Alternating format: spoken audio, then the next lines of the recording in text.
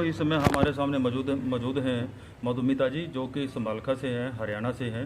आपको बता दें कि यूपीएससी की में से उन्होंने आईएएस की एक डिग्री पास की है, जो कि 86वां रैंक उन्होंने हासिल किया है, और 86वां रैंक हासिल करके पूरे प्रदेश के नहीं पूरे भारत की एक शान बढ़ाई है। विश्वकर्मा समाज की बेटी, जो आज पूरे विश्वकर्मा समाज ने अपने आप को गौरवान्वित महसूस किया है। एक बड़ा आज खुशी का माहौल है, क्योंकि एक इस समाज से एक पहली बेटी ये उभर के आई है, और जिन्होंने दिन रात मेहनत करके एक अपने माता पिता का और पूरे समाज का और पूरे प्रदेश और देश का नाम गौरवान्वित किया है। आइए हम उनसे मिलवाना चाहते हैं कि इस बारे में उनके क्या विचार हैं और कैसे उन्होंने पढ़ाई की है और किस तरह से उन्होंने ये पढ़ाई मतलब एक 86वां रैंक हासिल किया है। तमाम जानकारी हम उन्हीं से जानना चाहेंगे। मधुमिता जी, आप सबसे पहले आपका सत्य समाचार मीडिया में आपका स्वागत है। क्या कहना चाहेंगे, आपने किस तरह से स्ट्रगल किया है, किस तरह से आपने 86वां रैंक हासिल किया है? हमारे जो आज के समय में जो बच्चे हैं वो जानना चाहते हैं कि हम कौन सी क्लास पढ़ करके तो ये कोर्स कैसे करें।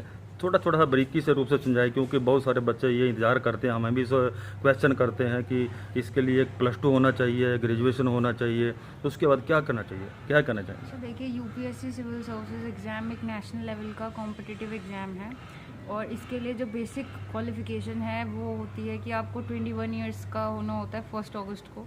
ये ऑफिशियल इसकी एक सबसे पहली कंडीशन है। दूसरी चीज़, you have to be a graduate. किसी भी फील्ड में आपको ग्रेजुएट होना होता है, उसके बाद आप अपीयर हो सकते हो। तो इस एग्ज़ाम की 3 स्टेजेस होती हैं। सबसे पहले प्रीलिम्स एग्ज़ाम होता है, जो कि आपका क्वालिफाइंग एग्ज़ाम है। उसमें भी 2 होते हैं, एक सीसैट, एक जनरल स्टडीज़। और जो इसको क्वालिफाई करता है उसके बाद आपका मेन एग्ज़ाम होता है जिसमें मेरिट लगती है। तो जो मेन क्वालिफाई करेगा उसका इंटरव्यू होता है, और फाइनली मेंस और इंटरव्यू के मार्क्स को कंबाइन करके फाइनल रिज़ल्ट निकलता है, जो कि अब आया है, जिसके बेसिस पे ये असाइन होता है कि कौन आईएएस बनेगा, कौन आईएफएस, आईपीएस, और बाकी की भी जितनी भी अलाइड सर्विसेज होती हैं। तो ये मैंने आपको इस एग्ज़ाम के बारे में एक ब्रीफ इंट्रोडक्शन दे दी है।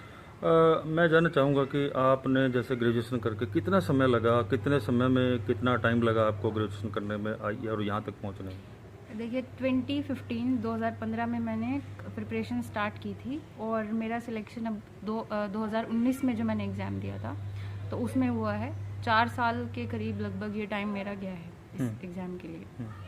मधुमिता जी, इसका श्रेय आप किसको देना चाहते हैं? आपने जो मेहनत की है, आपके पीछे सपोर्ट किया है, आपके पीछे जैक किया है, पूरा आपको एक इसके लिए पूरी प्रिपेयर आपने करना पड़ा, माइंड सेट करना थी, इसका आप श्रेय किसको देते हैं? देखिए, सबसे पहले जो टारगेट था कि आईएएस बनना है, वो मेरे पापा का एक्सपोजर रहा बाहरी दुनिया से, तो उनको पता था कि ऐसा कोई एग्ज़ाम होता है। बट जैसे इसको कंप्लीट करने में, अब तक बनने में, और जब ये एक्चुअली गोल सेट किया था तो उसमें मेरे पापा का तो बहुत बड़ा हाथ रहा है, no doubt. But family members जैसे कि मेरे भाई हैं, मेरी मम्मी है, उनका भी बड़ा ही मोरल सपोर्ट भी रहा, और मोटिवेट भी मुझे करते थे। प्लस हाउस होल्ड वर्क में मेरी मम्मी ने मेरे से कुछ कराया नहीं, वो अपने आप हैंडल करती थी, मेरा फोकस सिर्फ स्टडी पे था। तो फैमिली का काफ़ी इसमें सपोर्ट रहा है। तो आज के समय में जो बच्चे अब ग्रेजुएशन करके, हो सकता है कि वो ये पैसे में पढ़ाई करें और फिर उसके बाद आप की 4 साल की ये कड़ी मशक्क़त करें, तो उन बच्चों को आप क्या कहना चाहेंगे? देखिए, 4 साल मैंने लगाए हैं, ज़रूरी नहीं कि हर किसी को 4 ही साल लगे, कोई 1 साल में भी कर सकता है जी।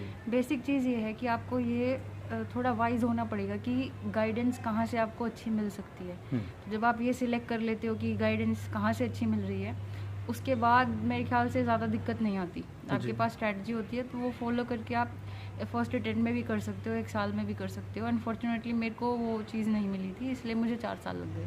तो मधुमिता जी, आपने कोचिंग वगैरह कहाँ से ली इसके लिए आपने? देखिए, कोचिंग मैंने वैसे ली थी 1 साल दिल्ली में, एक कोचिंग इंस्टीट्यूट है, नाम मैं नहीं लेना चाहूँगी यहाँ पे। जी।